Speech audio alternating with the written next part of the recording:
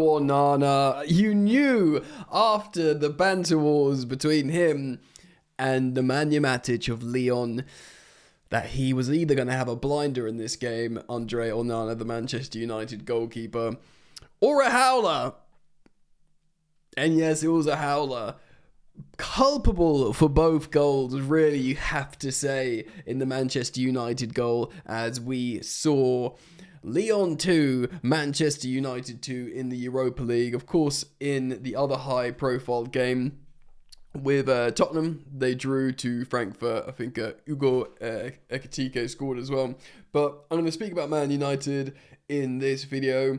It's a huge talking point because there was the war of words leading up to this game with needlessly Andre Onana opening his mouth saying, oh yeah, we're much better than them. Like, why are you saying that when you're in the bottom half of the Premier League table? And then Matic, of course, does his press conference and says, like, statistically one of the worst goalkeepers of all time playing for Man United. And it was just hella beefy. I mean, we love it because it's the theatre of football. It's high-octane box office stuff, and it's what we want, yeah? It's what we want. And, of course, this was Bruno Fernandes versus, Ryan Cherki, both in good form for their respective teams. And it ended 2-2. And to be honest, it's not the worst result for Manchester United. It will be a sickener because Ryan Cherki scored in the dying seconds of the 5 minutes of stoppage time. But, even at 2-2, it's the away game in Lyon. All the, if they beat them at Old Trafford, it can be by a single goal. I mean, of course, they would have had to have done is draw in stoppage time. Let's take a look here on SofaScore. So it was actually pretty even here. And as you can see, the Ryan Cherki goal was in the 90. You can see here. The 95th minute. He got player of the match here in SofaScore. If I'm a little bit whistly, it's because I've got my Invisalign in. I wear them to sleep, and I'm not going to take them out. So forgive me if it's a little bit annoying on the microphone. Hopefully it's not. Pretty even in terms of attacking momentum. Maybe Man United edged it really. Let's have a look at the lineups here. So, of course, it's the 3-4-2-1, really, from Manchester United. Look at that, bro. Look at this Andre Onana rating. 5.9, by far the lowest rated player on the pitch. Goals prevented, -7.6. I mean, it is bad, bro. He absolutely stank the gaff out. Yoro, though, he scored a great goal. Usual suspects there. Ugarte, though, he got an assist. He didn't really play that very well. Bruno Fernandes, Højlund, Garnacho. We'll speak about the Man United players in just a moment. Joshua Zirkzee coming off the bench and scoring what he thought was the winner. I mean, although I don't think he's as much as an out-and-out 9 as Højlund is, he's a lot effing better as a footballer than Højlund right now. Højlund needs to go and develop somewhere. 4-3-3 from Olympique Lyonnais. Almada with a great goal early doors, and then Ryan Cherki with a late equaliser. Obviously, I was very, very keen to see Ryan Cherki as a Chelsea fan. He's been linked to Chelsea loads. He's still super young. He is a goal scorer, a creator, a playmaker, does it all, really. Interesting to only see one substitute from Lyon, which was Alexander Lacazette. And to be fair, he had dare I say, he missed a couple of sitters. Very good chances, especially for a goalkeeper, a goal scorer, a striker, as, experienced as him. He should be doing better with those, at least scoring one, which would have seen Lyon win. So, but he still had a good game, as you can see it by his rating, as did Joshua Zirkzee. Mason Mount came on, got into a fight, got a yellow card. He's a huge recurring talking point. Is he ever going to sort himself out? Let's look at the stats, though. For reference, Lyon edged it on expected goals. Both had two big chances. Lyon edged it on shots. Were probably worth the draw here, at least, you'd have to say. United edged it on corners.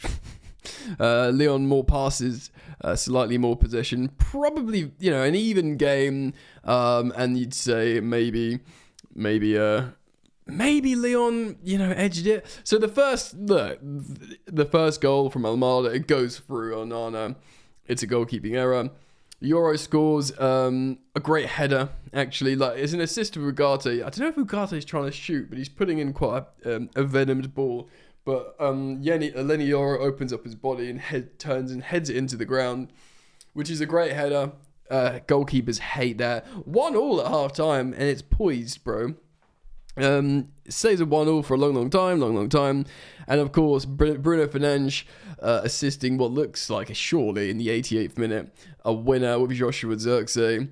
But no, Rayan Cherki scoring a goal, sweeping up at the end from, again, it has to be said, Andre Onana, just look at that red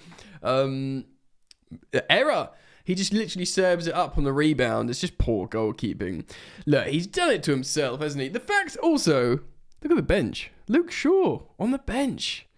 Luke Shaw on the bench. Everybody, Bayindir, isn't this the guy? He's a goalkeeper, right? He's the goalkeeper. Oh, you can't see.